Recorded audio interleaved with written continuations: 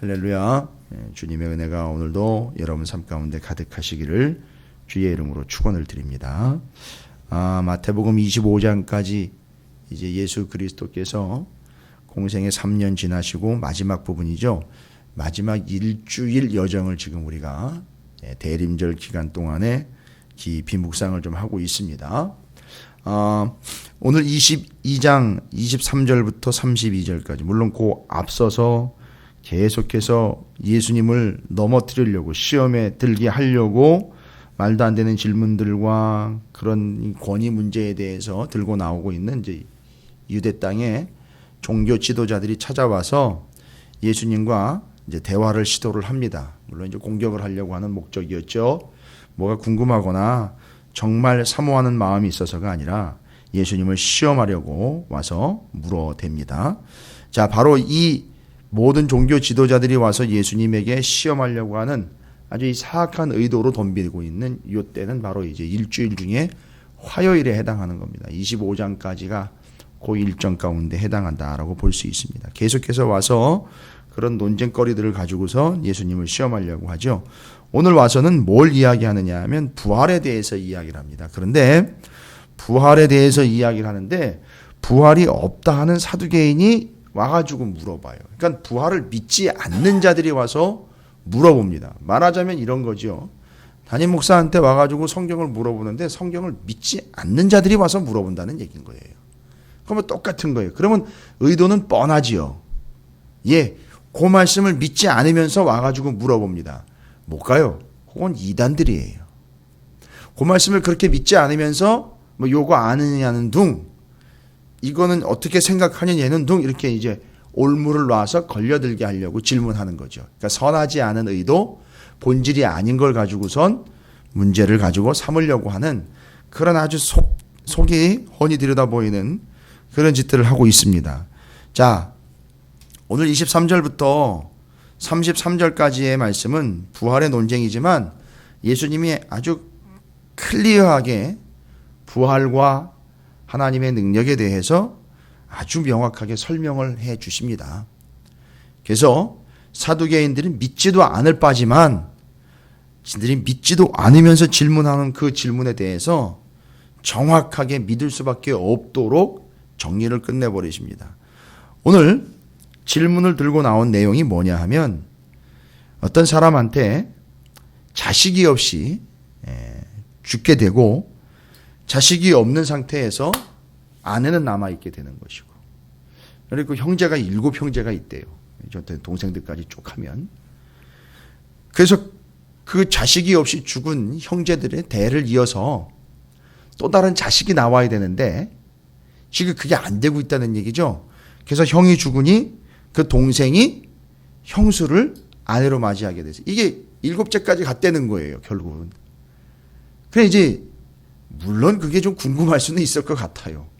근데 궁금할 수 있을 것 같은데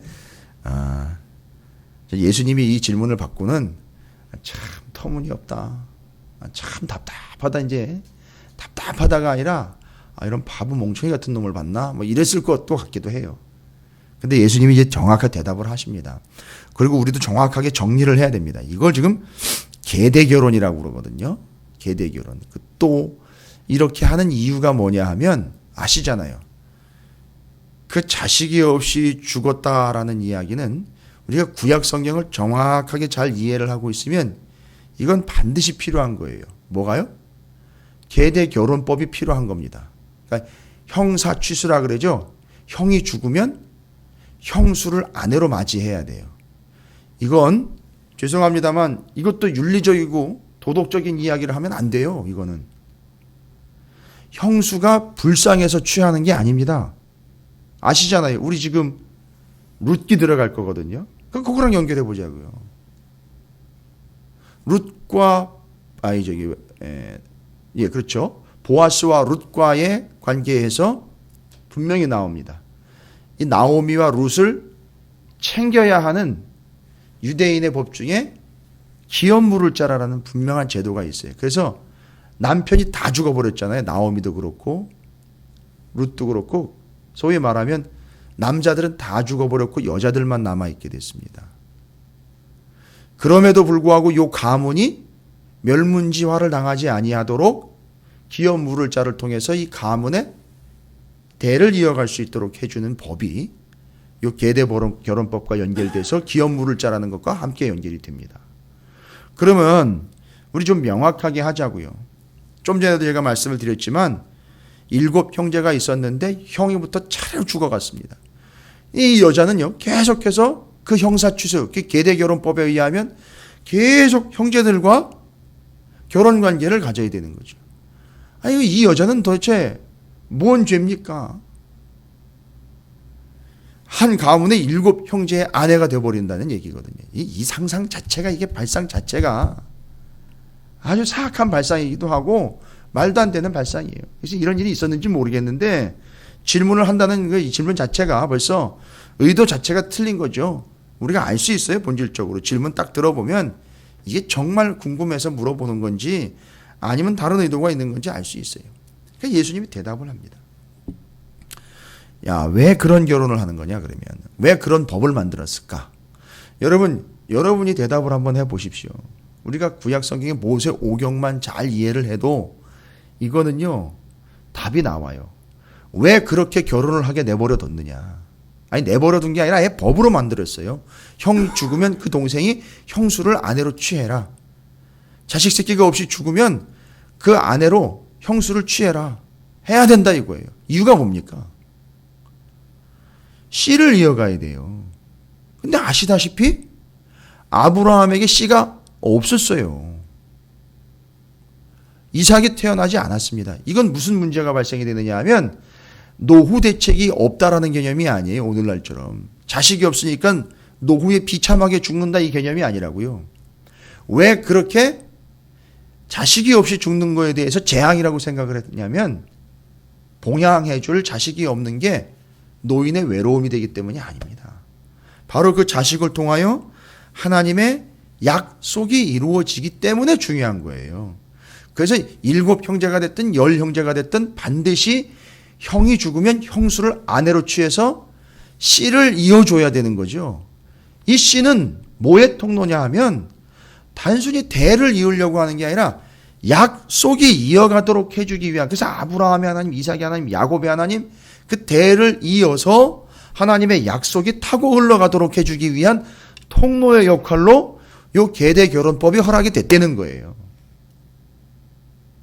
여러분 이걸 잘 정리하시기 바랍니다. 그 기업 물을 자라는 개념도 바로 요 약속이 끊어지지 않고 이어지기를 원하는 거예요. 그러면 룻기를 정리를 한다면 그 약속이 이어지고 끊어지지 않게 하기 위하여, 왜요? 만약에 그 결혼법이 없고 그 기업 물을 자의 제도가 없었다면 누가 태어나지 않는 데는, 물론 그런 상상도 할 필요도 없지만 저 뒤로 예수님까지가 이해가 안 되는 거죠. 연결이 안 되는, 끊어져 버린다는 거죠. 그러니까 하나님은 그 약속을 이어가기 위한 틀과 도구로 요걸 쓰십니다. 그렇죠? 그러니까 하나님의 뜻과 목적은 결혼 관계가 약속이 아니라 그 약속의 관계를 이어가기 위하여 그 씨를 이어가도록 하기 위한 제도와 장치를 주신 거예요. 그런데 그럼 질문합니다. 지금 질문의 때는 언제를 상정을 하고 있느냐면 약속이 이루어진 때잖아요. 언제요? 부활할 때라고 나와 있어요. 부활할 때. 그러면 그 부활할 때는요? 만약에 우리가 부활을 했다고 생각을 하자고요. 부활을 했습니다. 그럼 죽었다가 다시 살아난다는 걸 이야기하는 거거든요. 그러면 그때는 약속이 이루어진 거예요. 약속이 이루어졌는데 아직도 약속을 이루기 위한 틀을 잡고 있겠느냐 이거예요. 그래서 이걸 잘 이해를 하셔야 됩니다. 이건 서운하고 섭섭한 얘기가 아니라 부활의 때, 약속이 다 이루어진 때에는 부부 관계가 필요 없는 거예요. 약속이 이루어졌기 때문에. 그러니까 부부 관계는 목적이 뭐냐 하면 한 남자와 한 여자를 잘 만나게 해준 하나님이 중매쟁이가 아니라고요. 그렇게 만나게 해서 뭐가 이어가도록 하기 위함이냐면 약속이 이어가도록 하기 위함이에요. 그런데 부활의 때는 약속이 이루어진 거예요. 그러니까 결혼할 필요가 없는 거라고요. 그래서 천국에서는 결혼 제도가 없습니다. 아니 결혼할 필요가 없어요. 약속이 이루어졌기 때문입니다.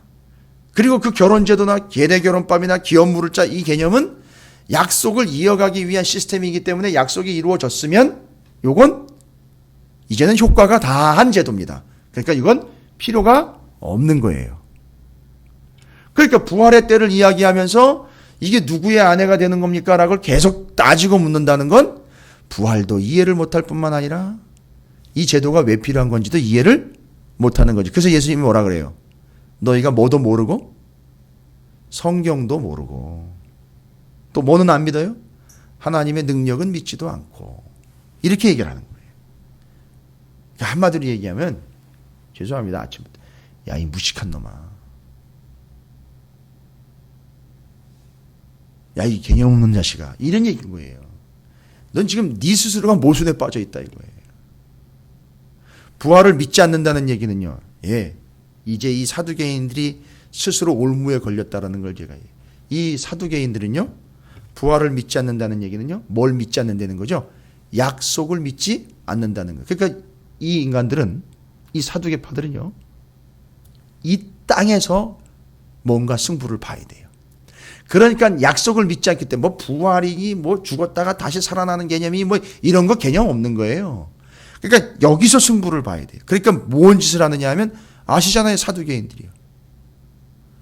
권력을 통해서 여기서 명맥을 유지하려고 모세 오경만 붙잡고 권력이라는 틀을 가지고서 여기서 승부 보자. 이 땅에서. 그래가지고 사두개인들은 헤롯 땅이라든지 로마의 권력과 충분히 야합을 할 수 있었던 인간들이에요. 약속을 믿지 않기 때문에. 그 약속을 믿지 않으니까 약속 믿지 않는 그리스도인들이 있습니다. 그들의 행위를 보면은요, 예, 이 땅에서 승부를 봐야 된다는 거예요. 이 땅에서 복을 많이 받아야 된다는 거예요. 이 땅에서. 그러니까 여기서 많이 누려야 되는 거죠. 많이 긁어모아야 돼요. 제일 높은 데까지 가야 돼요. 어쨌든 이 땅에서. 이게 사두개인들이 하는 짓이에요. 약속을 안 믿는 겁니다. 정리 끝났어요. 약속이 이루어졌는데 약속을 이루어가기 위한 틀을 아직도 잡고 있을 거냐? 그건 너희가 성경을 전혀 이해하지 못하는 것. 그래서 이 부부 계대결혼, 형이 죽으면 형수를 아내로 맞이해야 하는 이유는 형수나 그 가정의 시스템을 위한 게 아니라 약속을 이어가기 위한 건데 부활의 때에는 약속이 이루어진 때이니 더 이상 그 약속을 이루어가기 위한 어떤 장치나 시스템도 필요 없음. 그래서 천국에서는 결혼제도가 유지되지 않아도 됨. 필요 없음. 정리 끝난 거예요. 이게 성경이 얘기하는 거라는 거고요. 두 번째로 여러분 우리가 알다시피 부부관계를 주신 이유가 있잖아요. 하나는 하나님의 약속을 이어가기 위한 거고 부부관계를요. 남편과 아내의 관계로 그 관계를 이어주신 것은 뭘 이해하라고 준 거냐 하면 아시잖아요. 제일 완벽한 부부관계예요. 예수 그리스도와 예수 그리스도와 교회와의 관계가 신랑과 신부의 관계라는 걸 이해하라고 주신 거거든요. 그러니까 이 부부제도를 통해서는 우리가 나중에 누구의 아내가 되느냐 이거 말고 궁극적으로요. 우리가 진짜 주님의 진정한 신부가 되어 있느냐 이런 거를 점검하도록 주셨는데 다 엉뚱한 생각만 하고 있다는 거죠. 그래서 그 하나님과 이스라엘 관계가 광야에서도요. 간음했다. 우상을 섬기는 걸 갖다가 다른 신랑을 찾아 나선 다른 남자를 찾아 나선 간음한 여인에다가 비유를 하잖아요. 그게 이스라엘과 하나님과의 부부관계 얘기한. 그래서 시내산 계약은 부부 계약인 거예요. 절대 딴 거 섬기면 안 되는 겁니다. 자, 이런 겁니다. 성도가 두 교회 섬길 수 없잖아요. 뭐 그거랑 적절한 비유가 될 수는 없지만 양다리 걸치 이 교회 갔다 저 교회 갔다 이게 안 되는 거 아닙니까? 예, 될 수가 없어요. 그건 말하자면 뭐 교회는 다 똑같고요. 아니죠. 그것 발상 자체가 벌써 음란한 발상을 가지고 있다라는 근거를 가지고 있는 거죠. 점집 갔다가 교회 왔다 갔다 할 수 있는 가능성을 가지고 있는 거예요. 이 남자 저 남자를 바꿔갈 수 있는 가능성을 가지고 있는 거. 아주 음란한 거죠. 그러니까 부부관계는 이 땅에서의 누구의 아내냐의 개념, 형이 누구냐, 형수가 누구냐 이런 거 따지는 거 아닙니다. 부부관계를 통해서 예수 그리스도와 교회, 예수 그리스도와 성도와의 관계를 깨달으라고 주신 거예요. 이게 사두개인들이 지금 전혀 딴 데 관심 갖고 있는 거예요. 전혀. 하나도 제대로 포인트를 맞추고 있는 게 하나도 없어요. 정말 엉뚱한 소리하고 성경도 모르는 얘기를 하는 거예요. 그래서 29절이 예수께서 대답하여 이르시되 너희가 성경도 하나님의 능력도 알지 못하는 고로 오해하였도다. 성경도 몰라요. 하나님의 능력도 모릅니다. 맨 그냥 복 받는 얘기만 해대고 자기들은 여기서 권력을 쥐고 있고 돈을 가지고 있으니까 복 받았다라고 생각을 하며 착각하며 살아가는 게 요 사두개인들이에요. 자, 이렇게 두 가지가 정리가 됩니다. 결혼 제도 자체가 목적이 아니라는 거죠. 약속이 끊어지지 않도록 가게 하기 위한 하나님의 제도였습니다. 그래서 약속이 이루어지면 더 이상 필요 없음. 부활은 약속이 이루어진 걸 이야기하고요. 결혼 제도를 통해서 주님과 우리와의 관계, 신랑 되신 예수님과 신부인 교회와 성도들과의 관계를 알아먹으라고 준 거. 끝으로요. 그 부활은요. 우리에게 닥친 어떤 사건이 아니라는 거예요. 부활이라는 건. 지금 부활을 논쟁거리로 삼고 있는 사두개인들이 발상 자체가 틀린 거지만 예수님은 정확하게 정리합니다. 부활은요. 어떤 사건이 아닙니다. 29절이 정확하게 정리하는 거예요. 부활은 성경대로고요. 부활은 하나님의 능력이라는 거예요. 우리 능력이 아니에요. 부활은 우리가 가지고 있던 어떤 그런 소양이나 어떤 조건 때문에 이루어지는 게 아니에요. 부활은 하나님의 권위이고 하나님의 능력이에요. 우리가 믿었기 때문에 거기 참여한 거지 우리 안에 무엇이 있어서 우리가 부활할 수 있는 어떤 인자가 요소가 우리 안에 있는 게 아니라는 거예요. 부활이 뭡니까? 죽었던 자가 다시 살아나는 거잖아요. 내가 스스로 벌떡 일어나는 게 아니라고요. 살려내시기 때문에 우리는 부활하는 겁니다. 그러니까 그게 바로 뭐라는 거죠? 우리의 능력이 아니라 하나님의 능력인 거예요. 그러니까 그게 성경에 나와 있는 거고 하나님의 능력이라는 걸 사두개인들은 전혀 이해도 못하고 믿지도 않는다라는 걸 지적하시는 거예요. 왜 하나님의 능력이냐? 기가 막힌 예들을 들어요. 예수님이. 그러니까 이건 성경을 모르면 이런 얘기 나올 수도 없고요. 성경을 정말로 깊이 모르면 이런 얘기는 뭔 소리야? 그냥 능력인가 봐 하고 넘어가고 말지 전혀 이해가 안 되는 거예요. 그러니까 엉뚱한 소리 하는 거죠. 뒤에 가가지고. 요거를 하나님의 능력, 부활이 하나님의 능력에서 나오는 거다라는 걸 이야기하려고 30절부터 이제 뒤로 정리를 합니다. 부활 때에는 장가도 아니가고 시집도 아니가고 하늘에 있는 천사들과 같으니라. 그건 좀 전에 이제 이야기했던 누구의 아내가 되는 겁니까? 라고 약속이 이루어진 시점인 부활 때에는 결혼 시스템이 계속 유지가 되는 게 아니다. 그거 할 필요가 없다. 정리 끝내는 거죠. 그 다음에는요. 31절 죽은 자의 부활을 논할진대 하나님이 너희에게 말씀하신 바. 이 구절이 상당히 파워풀한 구절이에요. 나는 아브라함의 이게 출애굽기 3장 6절에 나와 있는 말씀이지 않습니까? 나는 아브라함의 하나님이요 이삭의 하나님이요 야곱의 하나님이로라 하신 것을 읽어보지 못하였느냐. 성경 안 읽어봤냐? 분명히 거기 나는 아브라함의 하나님이었다. 나는 이삭의 하나님이었다. 나는 야곱의 하나님이었다 하질 않고 나는 아브라함의 현재 하나님, 나는 현재 이삭의 하나님, 나는 현재 야곱의 하나님이다. 그리고 뒤에다가 탁 대꾸를 달아버리죠. 나는 옛날에 살다가 죽고 지금 없어진 그들의 하나님이 아니라 나는 어떤 하나님이라는 거죠? 산 자의 하나님. 그래서 나는 살리는 자 이 얘기예요. 이게 뒤에 하나를 딱 붙여버리면 그냥 끝나버리는 거죠. 클리어하게. 뭐죠? 나는 산 자의 하나님이지 살아있는 자의 하나님이지 그리고 나는 죽은 자를 살리는 하나님이지. 이거 추가한 거죠. 그런데 이건 조금 이따가 얘기를 하고요. 뭔 얘기입니까? 아브라함의 하나님, 이삭의 하나님, 야곱의 하나님. 현재도 그 하나님이라는 거죠.